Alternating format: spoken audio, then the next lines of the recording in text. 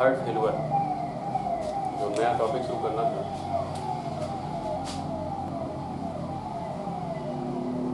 Heart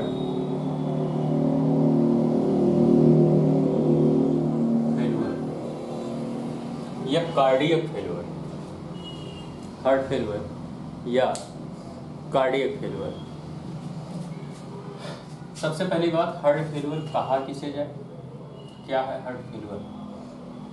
तो normal language में heart failure जितने भी बॉडी के सेल्स हैं,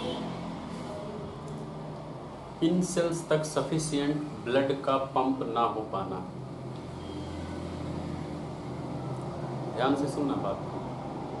इन सारे सेल्स तक सफिशिएंट ब्लड का ना पहुंच पाना हार्ट फेलुअर कहा जाएगा। अब सफिशिएंट ब्लड का ना पहुंच पाना का मतलब जितनी भी डिमांड है बॉडी के सेल्स की, बहुत बार इसमें कार्डिया खुद पैथोलॉजी में होता है या बहुत बार कार्डिया से बाहर पैथोलॉजी होती है। जैसे कोई भी डिजीज ऐसी हो जिसमें कार्डिया ना बीमार हो, मतलब हार्ट बीमार नहीं है, बाहर कुछ चीज़ें ऐसी चल रही हैं जिसमें मेटाबॉलिज्म ज़्यादा हो रहा है, ब्लड की ज़्यादा डिमांड होती है और कार्डिया उसमें कोशिश करता है कि इस पूरा डिमांड फिल कर पाए, लेकिन फाइनली अगर नहीं कर पाता है तो भी उसको हम लोग कार्डियक फेलुअर कहते हैं। अब आप कहेंगे कहाँ? तो जैसे हाइपरथायराइडिज्म में मेटाबॉलिक रेट बढ़ जाता है और ब्लड की नीड ज़्यादा होती है सेल्स को, और कार्डियक रेट बढ़ाया जाता है कि डिमांड पूरी हो पाए, लेकिन फाइनली अगर हो नहीं पाता है तो उसे कार्डियक फेलुअर कहा जा सकता है। तो कार्डियक फेलुअर कार्डिया की अपनी गलती से होता है, अपने पैथोलॉजीज होते हैं, और बाहर अगर कोई भी ऐसी पैथोलॉजी है जिसके कारण ब्लड की डिमांड पूरी ना हो पाए तो ही हम लोग उसको कार्डियक फेलुअर कहेंगे। कार्डियक फेलुअर 2-3 चीज़ों पे डिपेंड करता है। कारण क्या होंगे कार्डियक फेलुअर के? कार्डियक फेलुअर के कारण को हम लोग 3 पार्ट में बांट सकते हैं। जैसे अगर हम लोग कार्डिया मतलब खासकर वेंट्रिकल, और वो भी लेफ्ट वेंट्रिकल को लेते हैं। Left ventricle main functional portion है कार्डिया का, क्योंकि सबसे ज़्यादा काम उसको करना पड़ता है और सबसे ज़्यादा थिक मसल उसके पास है। तो अगर हम लोग लेफ्ट वेंट्रिकल को लें, सिर्फ लेफ्ट वेंट्रिकल को क्रिएट करें, एक फिगर बनाते हैं लेफ्ट वेंट्रिकल का, जैसे ये एक लेफ्ट वेंट्रिकल है, तो इसमें 3 चीज़ें मायने करती हैं, 3 चीज़ें होती हैं जो कॉज करती हैं कार्डियक फेलुअर को। इससे पहले हम ये जानते हैं कि कार्डियक फेलुअर है क्या। कार्डियक फेलुअर है कि जितना भी ब्लड यहाँ है अगर कंप्लीटली बाहर ना जाकर सेल तक ना पहुँचे तो कार्डियक फेलुअर है, या अगर बाहर सेल है और इसका मेटाबॉलिक फंक्शन ज़्यादा हो जाए और इस मेटाबॉलिक फंक्शन ज़्यादा होने के कारण अगर ये कार्डिया यहाँ तक कंप्लीट ब्लड पहुँचा नहीं पाता है तो भी कार्डियक फेलुअर कहा जाएगा। तो कार्डियक फेलुअर जानने से पहले थोड़ा सा हम लोग ये जानें कि फिजियोलॉजिकल फंक्शन क्या है कार्डिया। कार्डिया का फिजियोलॉजिकल फंक्शन क्या है, कार्डिया का काम क्या है शरीर में, क्या काम है कार्डिया, दिल का क्या काम है शरीर में।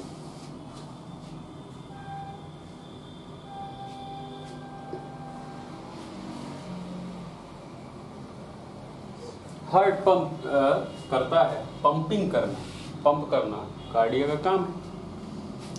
मतलब cardiac output, mainly cardiac output ठीक होना चाहिए। कार्डियक आउटपुट अगर सही होता है तो जितना भी ब्लड हमें चाहिए होता है वो कंप्लीट हमें प्रोवाइड हो पाता है। लगभग 5 लीटर ब्लड 1 मिनट में कार्डियक आउटपुट कितना है? 5 लीटर ब्लड। और एक बार में अगर कहा जाए तो उसको स्ट्रोक वॉल्यूम कहा जाता है, और वो कितना होता है, उतना ही लगभग 70 ml का एक स्ट्रोक वॉल्यूम। और 1 मिनट में जितना पंप होता है उसको पूरे को हम लोग क्या कहते हैं, कार्डियक आउटपुट। कार्डियक आउटपुट दो चीज़ों पे डिपेंड करता है, एक तो हार्ट रेट, जो कार्डियक आउटपुट है ये दो चीज़ों पे डिपेंड करता है, एक तो हार्ट रेट कि हार्ट रेट कितना है उतना ही कार्डियक आउटपुट होगा। क्योंकि अगर हम लोग हार्ट रेट की बात करें तो अगर एक रेट की बात करें, सिर्फ एक को, इसको हम लोग कहते हैं स्ट्रोक, एक स्ट्रोक, एक रेट मतलब एक स्ट्रोक। और स्ट्रोक में जितना ब्लड बाहर निकलता है पंप होकर उसको हम लोग कहते हैं वॉल्यूम, कि इतना वॉल्यूम में ब्लड बाहर निकला। तो एक पंप में जितना, एक पंप मतलब एक स्ट्रोक, ये क्या है, पंप, या इसी को आप क्या कहेंगे, कॉन्ट्रैक्शन, या इसी को आप क्या कहेंगे, सिस्टोल। ये सब सारे एक ही बात हैं, पंप कह लो, कॉन्ट्रैक्शन कह लो, सिस्टोल कह लो।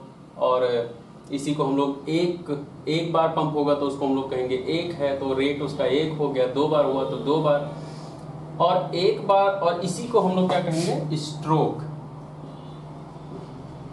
इसी को हम लोग स्ट्रोक कहेंगे। सब सेम ही है, सिनोनिम टाइप के हैं, थोड़े बहुत नाम अलग अलग यूज होते रहते हैं। स्ट्रोक, एक बार पंप में जितना भी ब्लड बाहर निकल जाता है लेफ्ट वेंट्रिकल्स के, उसको हम लोग क्या कहते हैं, स्ट्रोक। और क्योंकि ये ब्लड है, ये क्वांटिटी है, तो इसको स्ट्रोक वॉल्यूम कहा जाता है।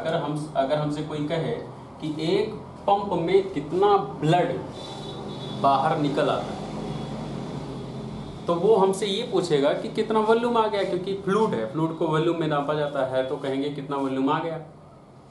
तो एक स्ट्रोक में वॉल्यूम कितना होना चाहिए नॉर्मली, एक बार में कितना ब्लड आना चाहिए दिल से बाहर,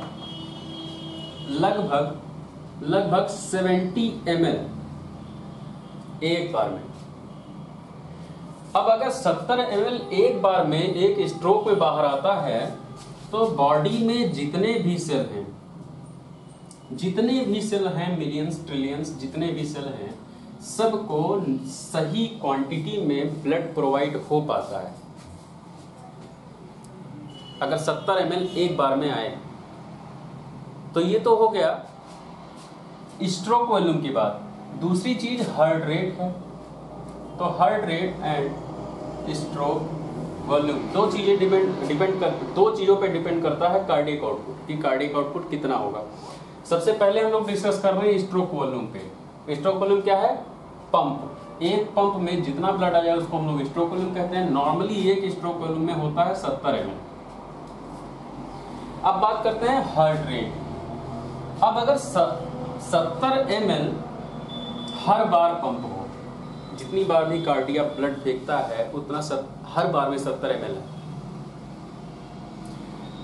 और 1 मिनट में 70 बार दिल धड़के, ये भी मायने हैं कि 1 मिनट में कितनी बार धड़क रहा है, कितनी बार कॉन्ट्रैक्शन हो रहा है। तो 1 मिनट में कितनी बार कॉन्ट्रैक्शन होना चाहिए कार्डिया का,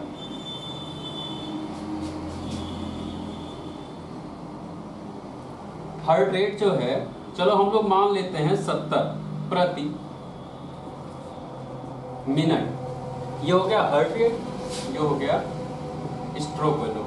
तो स्ट्रोक वॉल्यूम एक बार में प्रति स्ट्रोक वॉल्यूम 70 ml प्रति स्ट्रोक वॉल्यूम, एक बार में 70 ml, और हार्ट रेट 70 बार प्रति मिनट पंप होता है।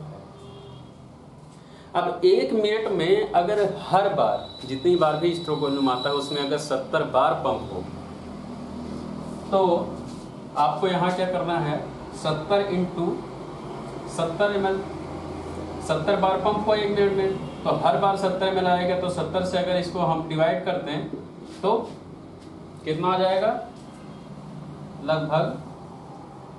लगभग 5 लीटर आ जाएगा। लगभग ये 5 लीटर आ जाएगा। हाँ, मल्टीप्लाई करेंगे तो मैथमेटिक्स पे ध्यान दो, स्केच पे, तो मल्टीप्लाई करो और ये लगभग आ जाएगा 5 लीटर। 5 लीटर ब्लड 1 मिनट में पंप हुआ, 1 मिनट में। ये 5 लीटर जो आया इसको हम लोग क्या कहते हैं? Cardiac output. इसको हम लोग क्या कहते हैं?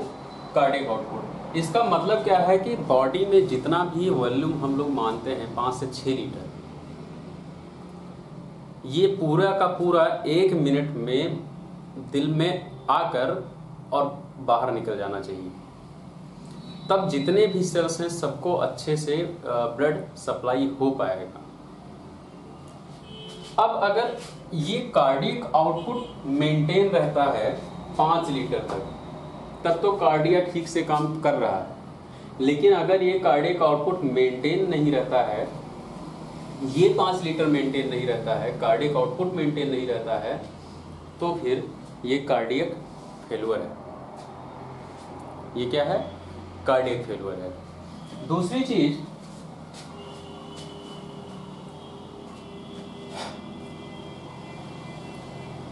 अब कार्डियक फेल्यूर में 2 चीजें खराब हो सकती है। एक तो हार्ट रेट खराब हो सकता है, दूसरा स्ट्रोक वॉल्यूम खराब हो सकता है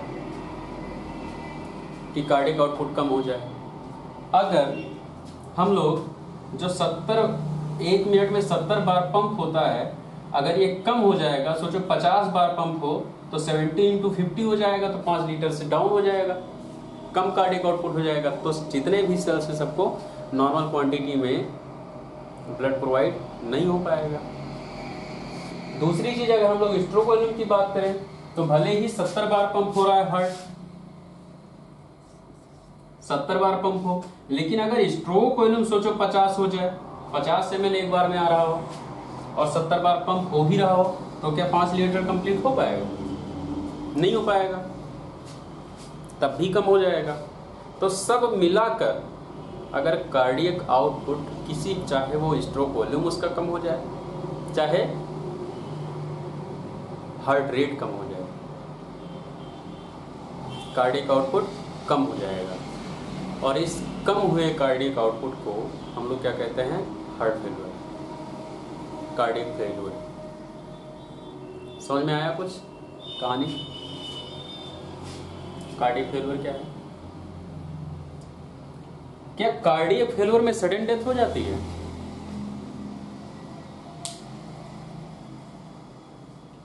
हाँ, तुमको बिल्कुल ऐसा जानना चाहिए कि कार्डियक फेल्यूर, जैसे नॉर्मल आम भाषा में लोग कहते हैं कि इमरजेंसी में ठीक बैठे थे और उनकी डेथ हो गई, तो लोग कहते हैं कि अरे हार्ट फेल हो गया था। तो इसका मतलब ये नहीं है कि आप उससे को रिलेट करें इस केस को या ऐसे पैथोलॉजी को। कार्डियक फेल्यूर का मतलब ये बिल्कुल नहीं है कि सडन डेथ हो जाएगी। कार्डियक फेल्यूर का मतलब है कि कार्डिया कुछ बीमार किसी भी कारण से, और जैसा उसको काम करना चाहिए वैसे नहीं कर पा रहा है, बीमार है। तो मरीज बीमार हो सकता है, उसके सिम्टम आ सकते हैं, उसके फिजियोलॉजिकल फंक्शन डिस्टर्ब हो सकते हैं, लेकिन डेथ के कारण बहुत आगे की बातें हैं, उसके अलग कारण हैं। उनके कारणों से, फेल्यूर से कॉम्प्लिकेशंस आएंगे और डेथ उसके कारण होती है। तो ये है कार्डियक फेल्यूर।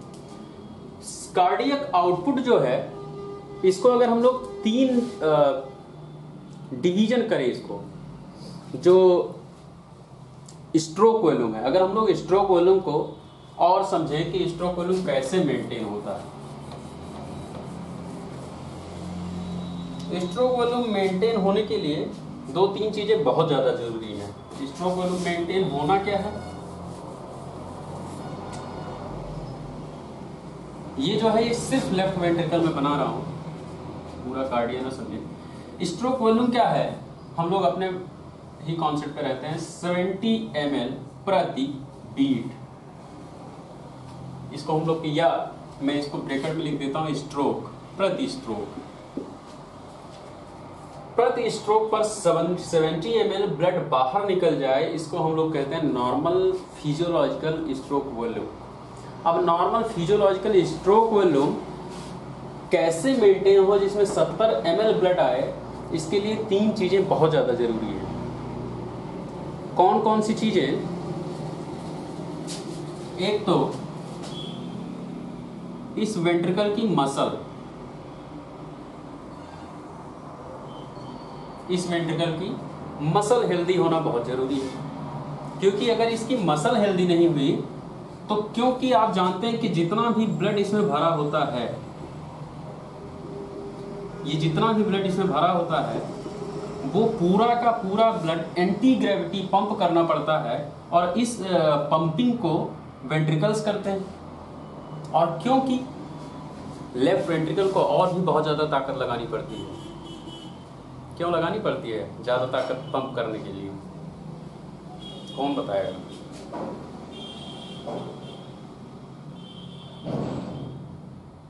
ओके, पहला पॉइंट एंटी ग्रेविटी है, अगेंस्ट ग्रेविटी जाता है। दूसरा पॉइंट पूरी बॉडी में जाता है। तीसरा कोई और अच्छा स्पेसिफिक पॉइंट हो?